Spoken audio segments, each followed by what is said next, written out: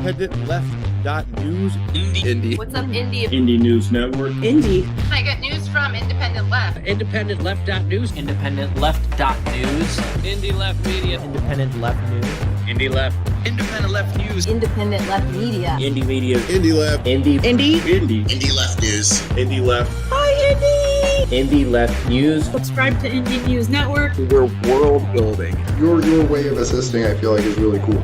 IndependentLeft.news. Independent Left News. I'm a huge fan. He created INN. The founder of Independent News Network. Indie is the founder of IndieNews.Network. Thank you, IndependentLeft.news.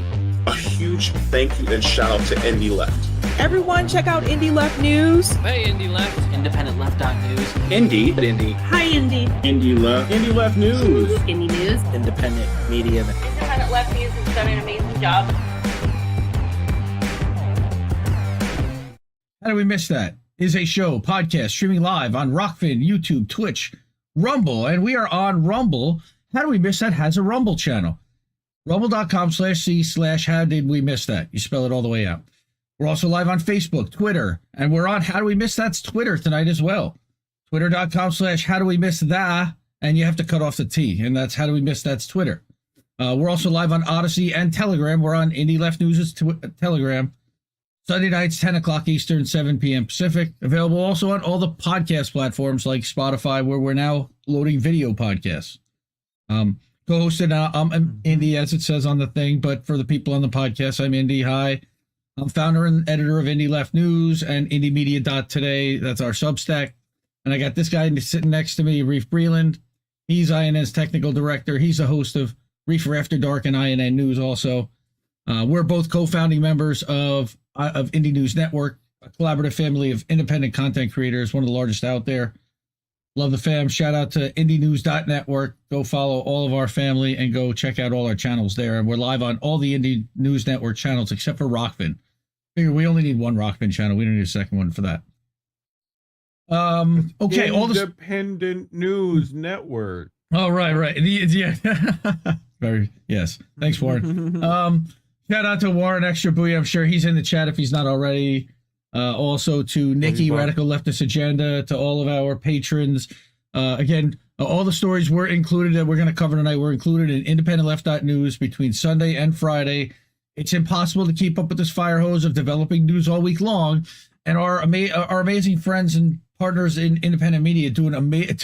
I mean, there's so much to cover. They're hitting us from every angle. So we're just going to pull a few stories that I really didn't see anybody else talking about very much.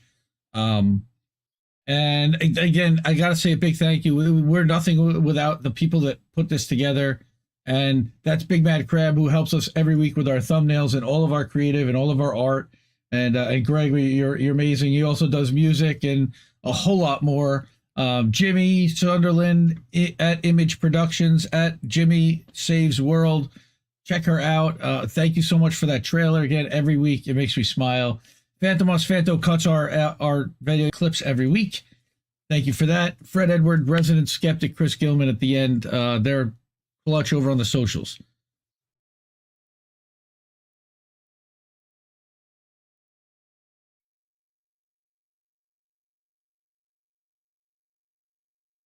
We started a network. We got together with a bunch of these younger channels and smaller channels that have been come on the scene in about the last year and a half that have been making a splash. And we all have some really strong things to bring to the table, but everybody's kind of incomplete. And I felt we all were, and myself included. And we can benefit in so many different ways from a central platform where we can collaborate, co-stream, share resources. There's so many different things, positives that can come out of it. So I reached out to some of the people that we cover in Independent Left News and said, hey, what do you think about this idea? And everyone was like, wow, this is awesome. Yep. And so Indie News Network was born. We had our first conference call in mid-October. We started to plan out what this would look like and how this would be, and we're still forming it, and we're still getting things together. And the plan for our first network live stream as a group is going. We're hoping will be Monday night. We want to leave this weekend for FHL and for the General Strike Summit. We do have 5 of our members that are speaking at the summit, which is great. Yep. So you can see here on my screen, I've got a list of photos and channel names and people for all the people that are in here. But there's a lot of unique elements. So I will just go through this really quickly and read it because I actually wrote it. And I don't usually write very much stuff, but independent media is expanding almost infinitely on a weekly basis, it seems. New channels, new platforms, new personalities are constantly emerging, taking advantage of the latest technology. As an independent content creator, it's virtually impossible to keep up with it all. So in that vein, a group of us have recognized and decided that collaborating creates multiple opportunities and combining our efforts can make us all better. So we're excited and proud to introduce you to the founding channels, people and writers collaborating to form the Indie News Network. Each member already has their own established channels, shows, content, and fans, which they will retain, continuing to build and grow. Each network member will be able to co-publish and co-stream to the network channels whenever they go live, or upload a new video, or publish a new article, or a new podcast episode. Streamers can also use the network Substack to alert email subscribers when they go live and share a link to Twitter with the stream embedded. What do we have in common? Lots. We're all relatively new to indie content creation space. All started within the past 2 years. Some more recent than that. We all believe in uncorrupted representation. We're all anti-imperialist, anti-monopolistic, anti-fascist. We all challenge narratives and have seen that 20 multi-billion-dollar owned media behemoths control 95% of what America sees and hears, and went looking for the unbiased truth, free from the influence of big pharma, big banks, the military-industrial complex, and big tech. Well, almost free of big tech. Yeah. We're going to be doing exclusive network roundtables, frequency and daytime still to be determined. Stay tuned, really. And we'll be launching other network exclusive mashups, collabs with other networks like Fred Hampton Leftists and the MCSC network, and new shows. The plan at first is to have a presence on 9 platforms to start. So we already have channels set up on YouTube, Substack, Twitch, Twitter, Facebook, Instagram, Odyssey, Rumble, and Patreon.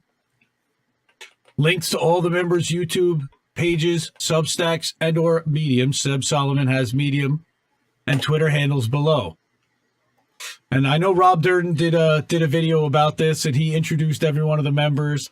Again, I've been watching all of these channels and staying in touch and friendly with all of these folks. And I'm just so excited about everything I've seen. And just it's been amazing to see the collaboration, to see the work that people have put in already, the way that people have been meeting each other and going on each other's shows and having conversations and really helping all of us grow and become a force together, where INN really just arrived on the scene like week 1, and it's happened quickly, and it's been a lot of fun.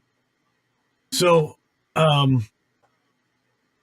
Robert Durden is he's a badass, man. He'll punch you in the mouth. He's a doctor, so he's been to medical school. He's got some pretty interesting takes and advice on COVID and the jabs, but he's got Political Fight Club, and you know the rule is you do talk about Political Fight Club. Really fun channel to watch. He's funny. He roasts people, but he also's got some strong takes on. He did. When we first started talking to him, he went on stream with Branko talking about, like how networks should be brought together and stuff like that, and how they're not exploitative and all that stuff. Super good. Yep. Right. That was one of my, like, the guy's been killing it.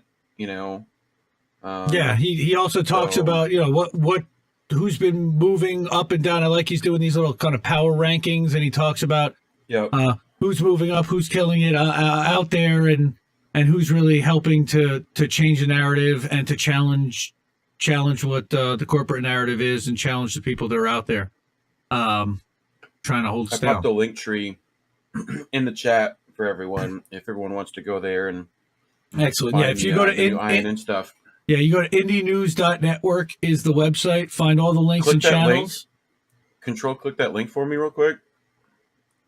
Right? See if that link actually works. Okay, it works Sure. for you. Why didn't it work for me? Weird. I had to I go don't to the know. regular link tree to find it. Oh, that's weird. So, yeah. That's not. I don't That's know. no bueno. Yeah. Mhm. So again, you see, I'll try to get in a this is the minute, Instagram-friendly version in square Yep. format. Again, all these channels are set up already. We haven't really been posting enough to it, but starting to. We were pretty active on Yep. Twitter this weekend with the General Strike Summit so far, and plan to be tomorrow as well. But Yep. really excited about this. So the 16 members again are Robert Durden. We've got Tara Reid. Everybody knows who Tara Reid is. I don't think she needs any introduction. She's fantastic, and she was She so got love for so putting good. out our friend last the night. Dissident. Right. Thanks for watching, Haas. Hi, how you doing? What's up, Hassan? So the Dissident put out a Substack this week that FHL put out, that Tara retweeted, and that Hassan quote tweeted, and all of a sudden we were off to the races. He's Okay, been we've got. unhappy. So unhappy. Oh no, he's not unhappy. He's He just needs a hug. Big ol' hug. he's doing just fine. He's not even worried about us. It's all good, man. No. So Elias Cepeda, he's an former MMA fighter, a writer, a trainer, a Substacker. He worked for Sports Illustrated. He's worked for some other large multimedia conglomerates, but now he's independent. He was on with Savage Joy and so. And he was on with doing good the stuff. FHL guys. I know he just did something with Left Reckoning as well. Then we've got Todd from Be the Change. He's just started streaming after the March for Medicare for All. I caught his first stream. He started doing. He mentioned something about Assange, and our Discord bot picks up anyone that does any kind of an Assange stream. And I was like, oh, let me check this guy out. And he's fiery, but he's got a lot of good knowledge, and he's got great takes, and he's reading a lot of the same articles that we feature in Indie Left News. Like, wow, this guy's really good. And I've seen him start to grow already, and people are really figuring out that he's got it. So I'm so proud to have him part of this, and that he decided to join us. So excited about that. Got Bess from Millennial Splaining. Again, she's doing a podcast for the most part, but they are doing also some YouTube videos and clips as well of episodes. I actually recorded an episode with her that I'm excited to hear. We talked, gosh, it was already probably a month or 6 weeks ago. So we'll see how that aged and what that looks like afterwards. I think it was actually even before I had asked her to become part of this network. And this didn't. Where is Reef from? Lucky Burrito's asking. Reef is from Florida. Reef is from Florida. Yep. So Reef is actually part of the network too. So you see his picture in there with a little Reefer After Dark logo. So Reefer is definitely part of this. And I skipped ahead, but we got Lucy with Blue Moon Red Wine. If I did this, I'd be here for an hour, and we do have articles to cover. Okay, Seb Solomon, Gnomes for Truth. Everyone in the Discord community knows Seb's very well. She writes fantastic Medium articles under Gnomes for Truth. It used to be under a different name, but she renamed it. Love her stuff. She's been doing great work into crypto and deep diving into exactly what the benefits or the drawbacks of crypto are, and where the dangers and pitfalls are, and how it is really just another version of a digital central currency, not as decentralized as it's being sold. But follow her work for sure. Gnomes for Truth, Medium. She's also going to be co-publishing to the IndieNews.Network Substack. We've got Colin Radix Carter, who's probably in the chat right now or was before. Kamawo Makwano. I've said it like 100 times and I still get tongue-tied with it. Focused on East Africa issues, but he's also going to be doing some other streams. He's talking to some other folks locally about teacher issues, education issues, about economic issues, general strike issues. Colin himself is a preschool, pre-K teacher, I believe. So he brings a really interesting perspective, and I love his stuff. Colin and I have known each other for a year and a half. We met through the Discord community, and we both started our shows pretty recently, and he fits perfectly with what we're trying to do here and who we're trying to reach. So we're so glad to have him part of this, and welcome to the family. And this is what we're building as a family. And then we've got Tatami, and Tatami's so spiritual, and Tatami's diary. She's been on YouTube a little longer than some.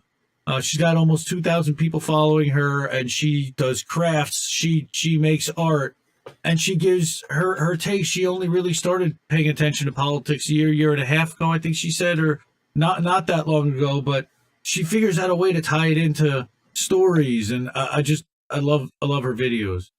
I think I can't hear you for a second, Reef. I don't know if you're muted. I got you. You're good. Yep. So then we've got Noli D. Noli D, everybody seems to know Noli D to the point where she started a channel on YouTube, and she's bigger than all of us. She's incredible. We love her. She also supports tons of people on the back end. She works with the Police Accountability Report. She works with the Real News Network, and she's a connector. She's just one of those people who are special on the back end. And but she also has a YouTube channel, and she puts out videos about police videos and holding police accountable, and we love her channel as well. So she's certainly welcome, and so glad she also decided that she wanted to join. And I think everybody knows Daryl from Black and the Empire on Twitter. So when I heard that he was going to be starting a channel and starting to do some videos, when I saw him on the Fred Hampton Leftist stream, I said, oh my goodness, well, there's got to be a spot for Daryl here in INN. So if by all means, and one of the things that Daryl said in our first call was that, some of the tech he doesn't really know that well, and that was preventing him from maybe wanting to do streams and going live. And we're like, well, that's kind of what the network is going to do, is you're going to be able to have the resources to get the skills or have the help to be able to do what you need to go live.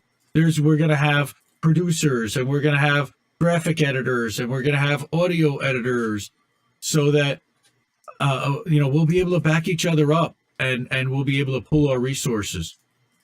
Of course, you've got Independent Left News and Leftist.today. Of course, and how did we miss that? We'll be a part of the network, and we are co-streaming right now to IndieNews.Network, YouTube, and to all 4 of the properties. We did not do an Odyssey one yet. I don't think we can go live yet from Odyssey. And then we've got Uncle Warren with Extra Bulla. Extra booyah! Extra booyah! Wardeer Entertainment. We love his stuff. He's just comic relief so far. Extra booyah. He's a place to hang out and cut loose. Reef was on the show this past week. He's also interviewed Misty, and he's had Fiorella on. He's gonna have Rick Overton on soon. I know he was with Franco this week, and everybody can just kind of relax and shoot shit and talk a little bit of stories and a little bit about their background and how they arrived at where they got to, and things that you don't necessarily hear about when you're watching their channel. So that's a lot of fun. Then you've got a couple of other writers. The Dissident, he writes the Substack called The Dissident, the 307.substack.com. By all means, check that out. He's also co-publishing to the INN Substack. And then just today, Kobe from the Pro Peace Report did an environmental panel at the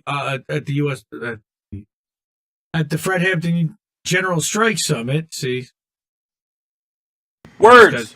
I just got tripped up. Words. And he also published and did an article and a video on his channel, his Substack, and to the Indie News Network stuff. So yeah. Wow, that was a mouthful. I said a lot. But yeah, we're really excited about all of this. This is a new thing, but this is going to grow. We are planning on filing as a nonprofit organization. We are not looking to make bank from this for anyone. What we are looking to do is benefit the rest of the community from this, and to donate proceeds or to donate them to the individual channels and support all of these channels to help them be able to get the tech that they need and be able to get all the things that they need. But again, as a charitable org, we could potentially take some donations and apply for grants. And that's something that Noli has talked about having experience with. So I'm excited for all of this. Me too. And I'm ready to take on all the added responsibility, whatever it is. And hopefully it's not going to be very much for very many of us. I mean, we've got the creative pretty much built. We've got the channel set up. Somebody needs to maintain that. We'll work on finding some channel managers, and all of us work collaboratively. Musicians and stuff like that would also be nice. Web devs, like we've got a list, but and we'll all work collaboratively together. We all have a network of resources who can work together to try to build this thing. And as we take in money, not for profit doesn't mean not for money. We will be able to pay people and not just do everything on a volunteer basis at some point. So not yet. This is all volunteer right now. We're all just pooling our resources for just dedicating and donating our time to it, because it's really we all see it as a value add, and that could be important for all of us, and to help us all grow, help us all get the right messaging out, and help us overcome the algorithm and the corporate machine that's trying to hold all this independent messaging down. And maybe by amplifying each other's messaging and having our audiences overlap and work together, we can overcome some of that. So again, did you see my microphone shirt for INN? Oh, this one. Snap! Look at that, man. That's sweet. This is an old one I've had forever, but wow, it works. So, but I just thought it was funny. I didn't even notice it till just now. I was like, "Oh, I'm wearing the INN microphone." Oh my goodness! Look at that. So, this is the website. It's IndieNews.Network, INDIE News.Network, or Linktree, linktr.ee .indie/IndieNews.Network. And this is the links to all of the channels that are set up. We did set up a Patreon that, again, still trying to figure out exactly what the donations are going to do. Right now, I don't even think that we're hooked up to a bank account or PayPal or anything. Anything, we can just hook it up to Indie Left, and I will get it over to whatever we set up. Well, you better get hip to Indie Left. Indie Left. IndieNews.Network.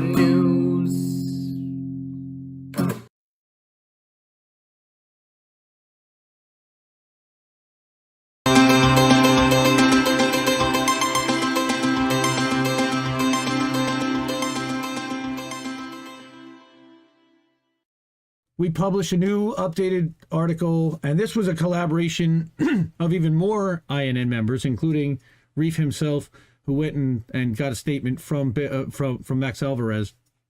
And we're going to go through that. I want to go through that toward the end. Us, would you? What's that? Sorry? Zoom that in for us. Zoom that in. Okay. I will zoom that in. Zoom. I don't want to go too big a zoom. Shake the rump. So, again, Breaking Point's billionaire funding ties, and the story behind Breaking Points and Max Alvarez. So again, I'm just going to read through it. It's not that long. In our last article, we investigated the link and the funding sources behind the hosts of Breaking Points and the satellite affiliates, the Realignment Podcast, The Intercept, and Big by Matt Stoller. As detailed prior, the hosts of Breaking Points and some of their mentioned affiliates have ties in previous or current roles to either the Hudson Institute, and they fund Marshall and Sager's Realignment Podcast, Pierre Omidyar of The Intercept, Reid Hoffman, who has ties to Crystal Ball, APAC with David Sirota, or other conservative, pro-war, historically anti-China DC think tanks funded by big businesses like the Hoover Institute and the Lincoln Network, who are linked to Raytheon, of course, and we heard about that on Savvy Show. Okay, and I want to show this video by INN member Joe. If you're not following him, it's twitter.com/@STFU shitlib. He's the best. I love Joe. He's so funny. He makes videos of fire. This is a couple of minutes long. I'm going to mute my thing, but we should be good because this is Cable Seat Alive. Fingers crossed this is going to work. Hey guys, it's Crystal. And Sagar, we have an amazing announcement for you. We are starting a brand new, totally independent show. Could not be more excited about it. We want to compete with CNN, Fox News, MSNBC. They've got endless resources, but we've got you. Guys, if you haven't canceled your Breaking Points subscription to, I don't know what you're doing. Get on it. These people are literally like promoting economic warfare and real warfare with China. Should not be giving them your money. That's something else that we're really proud of, is that the audience has really different views across the entire spectrum. No one's actually holding these fucks accountable because they brainwashed their entire audience into thinking that we should be going to war with China. Breaking Points is building a network with most of the same issues as corporate media, and he says got to give the viewers of Breaking Points what they want. So who is the viewers? This mic's pretty low. This is a question they've asked. If China were to invade Taiwan, would you support the United States coming to Taiwan's defense? Yeah, that's a right-wing China. 57% said yes. Now we are able to partner with all of these great people. Shut the fuck up, Sagar. So that's the main graphic for everybody together. Breaking Points asked the guy that's against force to vote. What is happening over here with Breaking Points? Just weird, like, conflicts of interest of him pushing the Democratic Party, and he happened to be married to a Democrat. And then there was one video I was watching when he was like, yeah, I know some Democrats, and I paused it. I paused it, Rome, and I was like, what do you mean you know so many Democrats? You're fucking a Democrat. Yeah. Breaking Points as the team who censored Glenn Greenwald. And Sabrina, aka Sabby Sab, she put the right comment up for this next graphic, and that is for Marshall K. Go fuck yourself, you fucking egghead nerd. I don't give a fuck about your committee shit. Why don't you stop saying that stupid shit? Classic. That's directed at Matt. It's a tumultuous time. It's a sad time. It is. And it's a dangerous time. Yes, it is. But there is not a reason to give up on the fact that every day, the harder we work and the more people that we expand and more, that we actually can change with the status quo. You know, change feels like it's not happening, and then it happens all at once. Shut the fuck up, Sagar. What does this say to you? Does this scream revolution?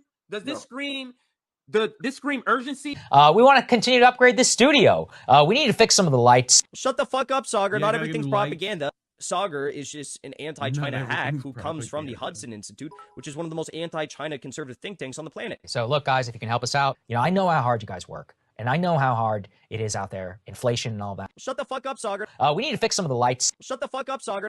You know, if you're used to consuming mainstream news content, Yeah. and you're not used to watching YouTube shows, and you see something that has, you know, a more minimalist background or more casual vibe to it, then I think there is a natural instinct to be like, that's not serious. That's It's not real. They have 80,000 people subscribed to them Yeah. now. Think of the minds that they are poisoning. Think 800,000. about all the rage that people have built up inside of them that they are keeping down. Yeah, they we are couldn't be letting out serious people fire. because And if you can really Fog support Machine. us, become a founding member. It's a one-time payment of $1,500. Shut the fuck up, Sagar. So fuck Marshall, fuck Kyle, fuck all these people. These people are our opposition, and we need to treat them like so. But you're Shut the cool. fuck up, Sagar. You're cool. Who are these people? Thank you, Nancy. We are INN. And that is STFU Joe. And thank you for cutting that. And that was awesome and fire. And shut the fuck up, Sagar. Oh my God, I love that. I could listen to that all day. Just Hinkle's live also, but you know, everybody, he's awesome. Shout out to Hinkle on there and Jimi yelling at Stoller. And yeah, it's good. Speakers. Fuck you. Thank you. What? Hey, speakers. What? Speakers. I wish I knew why it did that when I every time if I click it for the first time. That was really interesting. Okay, so Crystal and Sagar position the show as user-funded and independent, but that's not exactly true. When much of the source of the host's wealth and income, which helped or helps fund the show, comes directly from orgs connected to either the military-industrial complex or billionaires trying to buy the neoliberal political landscape who partner with other billionaires' philanthropic tax write-offs to finance independent media. So it's not terribly surprising to find Sagar and Marshall's foreign policies, which align with the neocon think tanks funding them, seeping into Breaking Point's coverage. Crystal may rail against the Democrats' corruption, but offers no alternative solutions, i.e. direct action, mutual aid, pulling support and funding for Democratic candidates in favor of independents and third parties, which results in shepherding people back toward the Democrats, a corporate-controlled entity where citizens have little influence over policy. Viewers need to keep this in mind when watching to determine for themselves how biased the segment may be towards a certain perspective and why the hosts are supporting a certain or arguing against a certain perspective. So, yep, that's and somebody actually commented on the YouTube or either on the Substack or on the YouTube on with Sabby, but they said that this was really the crux of it right there, is that no alternative solutions and not pushing for anything different other than back toward, well, but let's vote for somebody running for office and in the exact same current system, and they're going to change the system from inside, and we all know how that works out. So I want to look at the ties between Crystal Ball and Reid Hoffman. Of course, we do know that Reid Hoffman in 2018 funded the People's House Project, which was a super PAC or a PAC that Crystal had set up. Again, we went through that in the Sabby thing to support candidates in Virginia and Appalachia on the Democratic side. They were paid over $500,000, I believe, in total by Reid Hoffman over the 2 years. Over the 2 years, Crystal was paid out over $273,000, but all the records showed that only $48,000 was paid out to actual candidates and paid to campaigns. And that was through FEC filings. And we have the receipts for that. But what's really, there's some fascinating stuff that's come out about Reid Hoffman, and I don't know how connected they still are to this day. However, a lot of the money that she probably had, and again, I know that her husband was wealthy, but close ties, why she's hired, this close connection, corporate media prior, I've got to start asking some serious questions about how independent is Crystal about independent media. I know she's trying to bootstrap them, they call it, but it's corporate think speak and corporate head towards Democratic Party speak too often. And so she's never explained what happened to the money and what happened with the PAC. All right. And again, funded directly through Reid Hoffman, notorious Russiagator, anti-Trumper, former member of the board of directors at PayPal. This is where we get into it. PayPal's really an interesting connection here. But this in-depth interview, which I picked out with Reid Hoffman from 2012, a guy flies on his private plane with him, and it's really interesting. And the guy, he's gushing about him. And it's actually, he says this admiringly, but the way I saw it was also that his enormous wealth helped him grow a savior complex. So again, that a small number of humans virtually have no constraints on their decision-making, and Reid is one of them. When he chose to fly to Las Vegas and speak at this event, the list of things he chose not to do with his time was very, very long. So often he wrestles with those trade-offs. Okay, he says, I wake up in the morning unsure of whether I want to savor the world or save the world. And what he really wants to do is save. He wants to use his talent and network and money to change the world for the better and solve some of humanity's problems. Again, the problem is the perspective and who he's funding and where it's going and who he supports. And look, he helped fund the Shadow app. He was involved in developing the Shadow app in 2020. He's not a friend to the progressive left. He is funding the Democratic Party across. But we also found out that he has been funding a Republican candidate by the name of, Liz Cheney for Wyoming. $2,900 max donation. Now, he did not donate. Yeah, and he did it through Are you kidding me? He did it through Greylock, which is one of his entities. He didn't donate through LinkedIn. Okay, LinkedIn, as you know, can make larger donations. He didn't do it through their PAC or through Greylock Partners. This is just one of his other businesses, but he also is donating to Mark Kelly and mainstream Democrats. I know it's kind of hard to see. Let me see if I can blow this up. Here you go. Okay, so the point is he's donating to Spamberger and Tim Kaine. So those are conservative. And then you've got Mike Levin and Katie Porter. Those are progressives. You've got mainstream. You've got Mark Kelly, the astronaut. You've got Digidems. All he's doing is donating money to Dems and another. Let's just make sure that the anti-Trumpers are taken care of too. Liz Cheney. There you go. There's a couple grand. And that was just this year, February 24th of this year, maxed out donation to her primary. And I guarantee now that she's won her primary, there will be another filing that shows another $2,900. All All right. Now, that's from fec.gov. Everybody can go to the article. Let's drop the article link again in the chat. I think the article might even, the link might be in the doobly-doo, but let's put it in the chat. Anybody wants to go and see any of this stuff. Again, just prior to publishing, Wired Magazine publishes this piece on Reid Hoffman, which is retweeted by the wonderful, lovely, amazing Whitney Webb of Unlimited Hangout. Go subscribe to Unlimited Hangout. Support independent content creators. Support independent journalists. She's one of the best there is. Love her to death. Thank you, Whitney, for all you do. Appreciate you. So, Reid Hoffman says, quote, "When I was 12, sketching out a plan I can remember to change the world, where my friends and I would get to all various positions of power. And what did he want to do? Become director of the CIA." Oh, God. What the fuck? What the fuck? Yeah, it's bad. Like 30 likes, that's all. Oh, my God. I thought Wired Magazine had a lot more jack than that. But, man, Twitter engagement's way down. So the link to Crystal, I don't know how current it is, but I know that if he picked up the phone and called her, she would probably take his phone call. But that's speculation. Based upon their relationship and what he is and what he does and how he's supported her, I'm guessing she's going to take his text or his call. I don't know how active they are in talking now. But I know that he loves to fund. I know that he loves to fund independent media, and fund narratives, and hey, this guy does too. Hey, Pierre. Oh my goodness. Yeah. Okay, I hope everybody has washed their hind ends because Uncle Warren has entered the chat. All right, so Uncle Warren. Fam? Extra Booyah, we shouted out, congratulations on your new Rockfin channel, rockfin.com/extra booyah. Go sign up, go follow up for free. You'll be watching his Thursday night shows. You'll get his secret shows. We're not going to tell you when they're going to be, but they're going to be late night, I promise.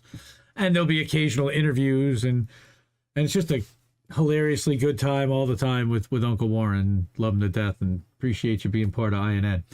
So, we want to get into Pierre.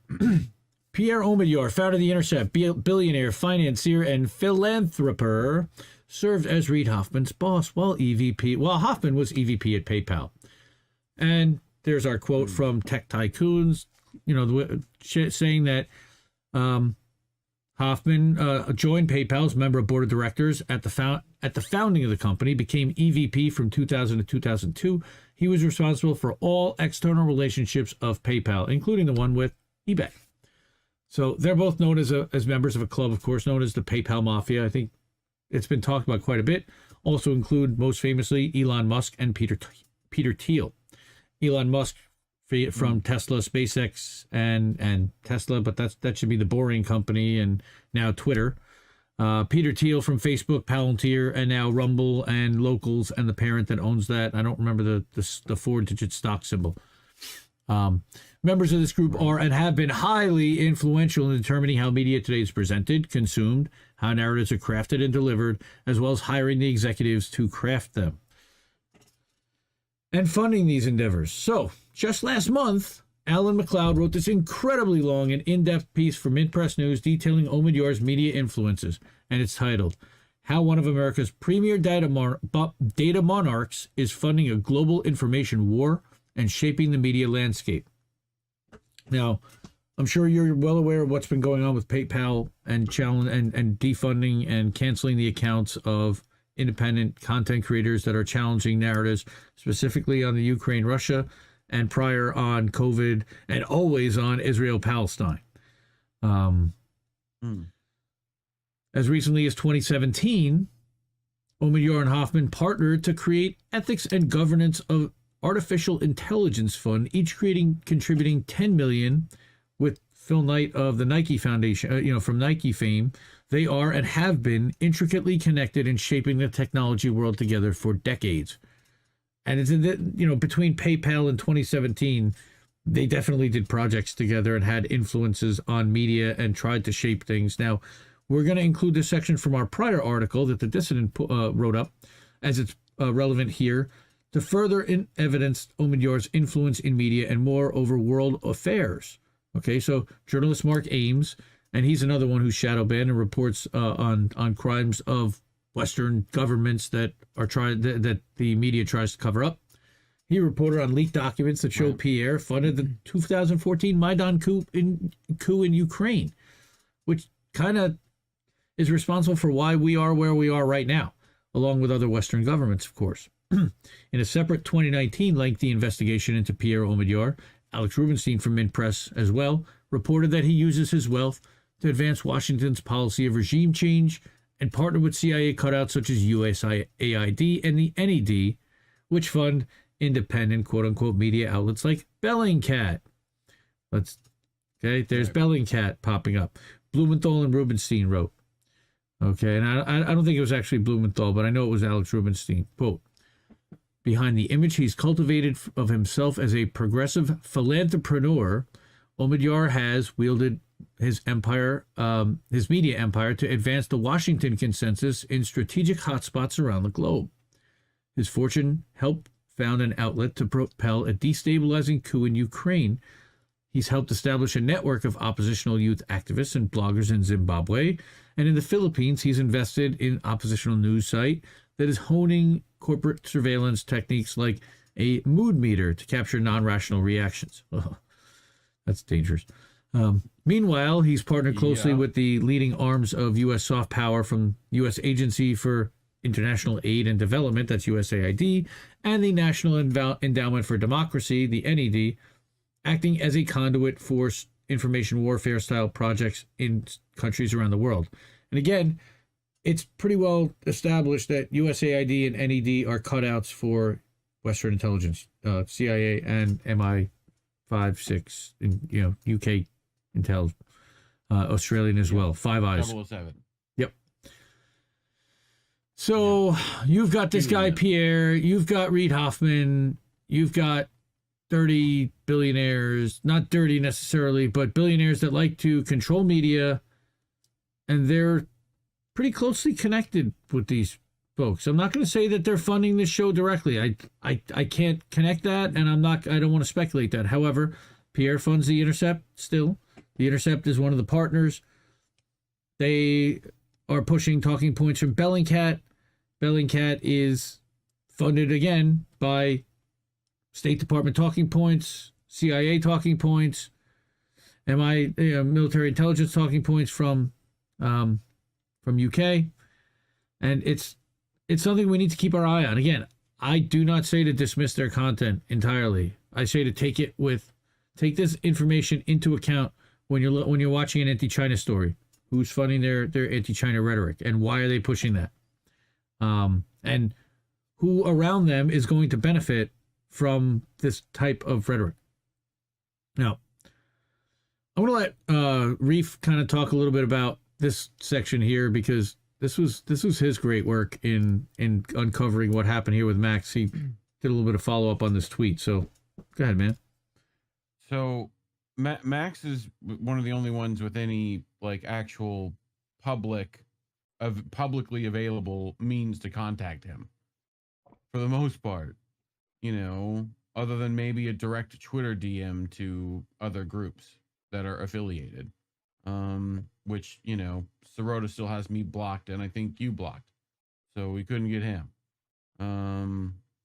But Max has an email, so I decided to email him, and apparently I wasn't the only one, because he already had a tweet saying here's the essentially tweet. that, right, so that Max apparently says that he needs to address a rumor. No, the real news has not merged with @Points community, and that's Breaking Points' Twitter, right? We remain an independent nonprofit network, and all our stuff is exclusively posted on our channels. I produce a bi-weekly labor video for BP and get paid $300 as a freelancer. That's it.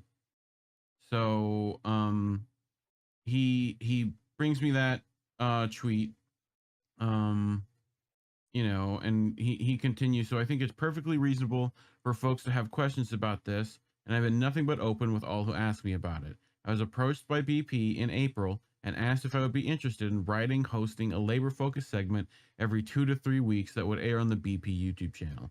I would basically be a freelance correspondent and get paid $300 per video. If a video went viral and could be monetized, I would get a small percentage of that on top of the $300. But with worker and labor focused videos, that hardly ever happens. That really is the extent of the partnership. I write all the scripts after work hours, and none of TRNN's resources go into producing the BP segments. The Real News is and will remain an independent, viewer-supported, nonprofit news network. BP does not get to publish any of our video, audio, text content. We don't get to publish any of theirs. They get no money from us. We get none from them. The payment for each segment goes to me as the freelancer, being Max. It was agreed that I would be able to highlight clips from the Real News Network reports, which accompanying TRNN branding in my segments if I so wished, but these clips would be integrated into a segment independently produced and published by the BP team. I said yes because it was an opportunity to highlight the reporting we do at the Real News and to help the worker stories we spend so much time and effort on reach a broader audience. For all the time, effort, and resources we pour into the labor coverage every week at TRNN, getting people to watch, listen, to read, and support that reporting is a never-ending struggle, and we, specifically me, are not serving the workers who entrust us with their stories if we are not doing everything we can to make sure people actually see them. Before making any decisions, I consulted with TRNN staff, and we came to a democratic consensus that me doing this segment for BP under the terms of this agreement was worthwhile and would not compromise the Real News Network's independence or editorial mission. So far, I produced 3 segments of The Art of Class War for the BP channel, and he lists said videos. 1, 2, and 3. We've embedded those in the Substack so you can watch it. Okay. And he says, again, hope that clarifies things. Thanks a bunch, M. And we find it interesting, again, that the Real News and Max and possibly others were unaware that they were going to be mentioned in this way on the stream and that their logo would be put up there on or at screen. least that, right, and that the specifics wouldn't be necessarily focused on. And that video is still up. I haven't heard Breaking Points clarify this yet. That tweet also with the and we imagine affiliates that, from that Points similar- Community. Now, again, this is an unofficial channel. This is not the official YouTube channel for them. However, partners of the show elevate Breaking Points to another level, and they tag everybody. Yep. Again, including Max.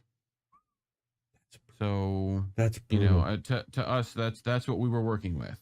So, I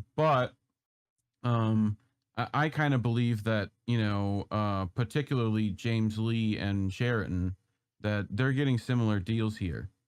And I kind of wonder how much the differences are, if there are any. But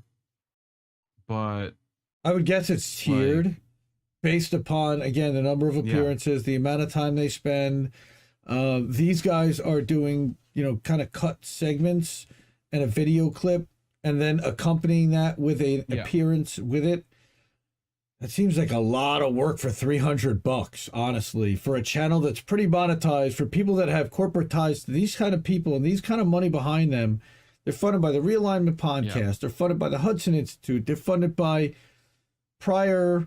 Again, I don't want to speculate any further, but these Sagar's got wonderful teeth and he wears beautiful suits, and Crystal is dressed to the nines, and they have their $10,000 desk, and got to upgrade those lights.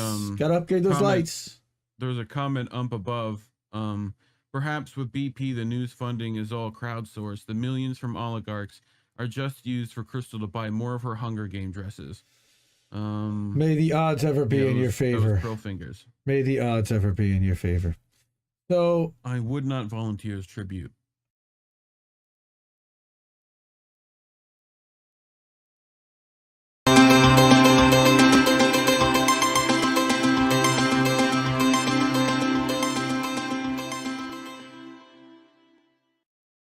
next, we're going to talk some labor and a strike that was actually successful. So, how educators in Brookline, Massachusetts won an illegal strike, right? So, striking has been illegal for public employees since 1919. But educators won nearly all their demands after they walked out on May 16th. Out of a membership of nearly 1,100, more than 900 signed in on the picket lines May 16th. Strike culminated with 1,000 educators descending on town hall for a rally with allies from around the state. Yeah. So this is actually from Maggie Keniff. She was actually one of the members who did execute the strike and one of the members of the union. So wanted to spotlight this. This was in Labor Notes back about a week ago, 10 days ago. Bargaining team negotiated into the early hours of the next morning. When the sun rose, they had won 2 back-to-back 3-year contracts with guaranteed prep periods for all educators, a fair pay raise, including important changes to longevity structures and language aimed at attracting and retaining a more diverse workforce. In short, they won all their demands with minimal compromise. Perhaps more important, they ended a cycle of disrespect and showed that they are willing to take collective action. Yes! I think that elected officials will think twice about messing with the teachers now that they saw what we could do by sticking together, said school librarian Dominique Gagnier. The school committee made themselves look bad to the voters, and public opinion shifted in our favor. So, lifting the curtain to understand how the Brookline Educators Union built the capacity to break the law and strike, you have to look back a few years. Since 2016, we've been through 2 superintendents and 3 interim superintendents, the result of rash attempts to impose an untenable, data-driven model of schooling on our educators and students. What's going on here? Despite all the turnover, the school committee, like a school board, was steadily growing more combative during the negotiations. To expose this behavior, we pushed to open bargaining to members and the public. In 2019, we won a step in that direction, the right to have 12 silent representatives at the bargaining table. Throughout the bargaining process from 2019 to 2022, more than 100 rank-and-file members served as silent representatives, bearing witness to management's blatant bad faith bargaining. Quote, I witnessed the demeanor, tactics, and commentary of the school committee's lawyer, said social studies teacher Susan Bellow. That's when I knew I had to join the contract action team. I mean, this is the haves versus the have-nots in management versus labor all day long. Yeah, this person says here, being a silent rep gave me tremendous appreciation of how difficult it was to be on the negotiations team, and I no longer questioned them. If, in their judgment, we needed a work action, whatever that might be, I would support them. So by sitting in on these committees, it's actually convincing the workers that the people representing them are actually representing them, and they'll go strike if they say we need to strike. This is good. Then they're ramping up here. So in the spring of 2021, school committee proposed a 0% raise for the 2021 school year. They came back in September 21 with slightly more money, but proposed to weaken their grievance rights and added a demand for a 30-minute longer workday without additional pay. Why? Why are they getting more for nothing? Why are they having to give just to be able to keep your jobs? This doesn't make any sense.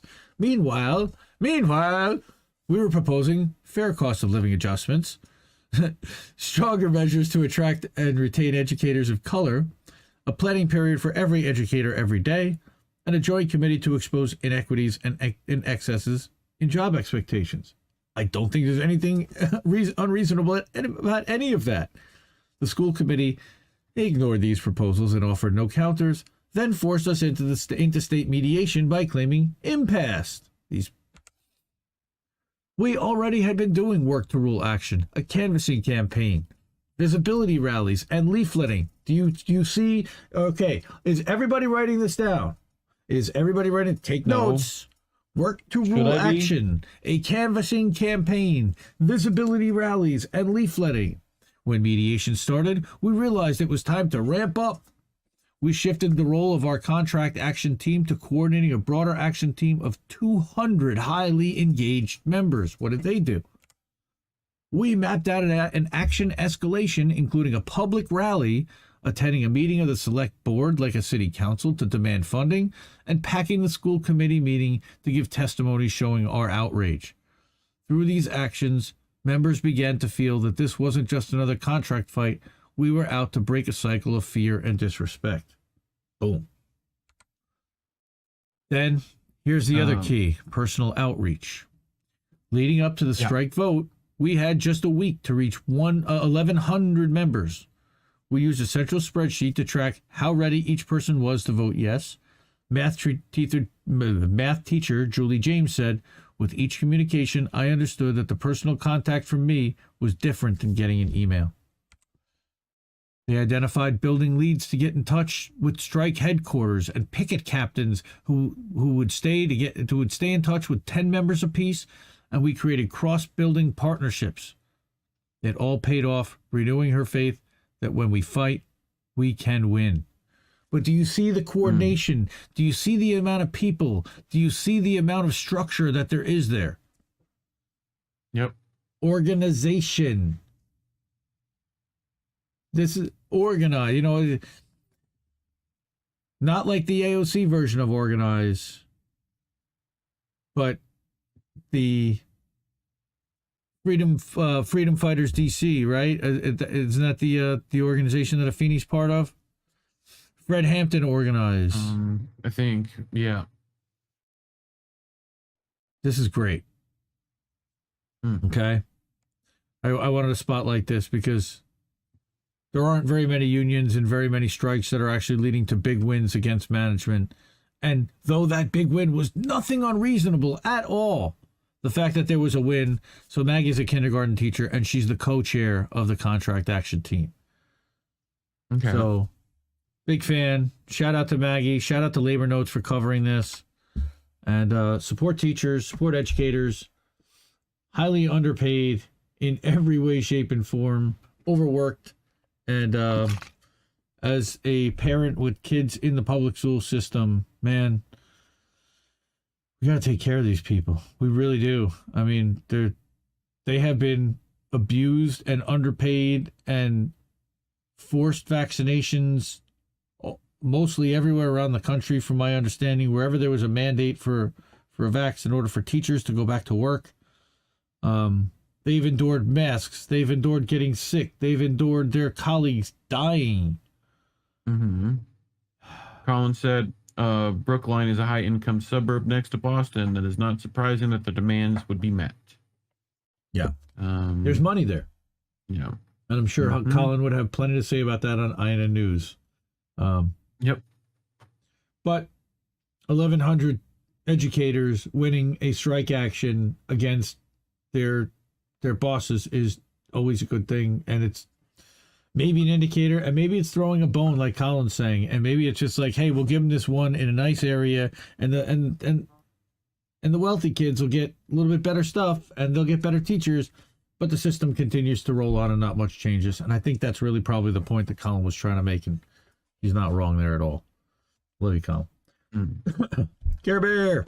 So, I think I liked it better being blind, when I couldn't read between the lines, and when I couldn't see the cracks in the structure that lay bare before me the whole time. I think I liked it better back when I suspended disbelief and swallowed pride. I thought I knew the difference in the red from the blue, but they both bleed us so dry. They both bleed us so dry. My favorite songs don't hit the same way. I get to the end of a 4-minute track and I'm only looking back thinking, what did they actually say? So I try to... I enjoy it. I like it better than anything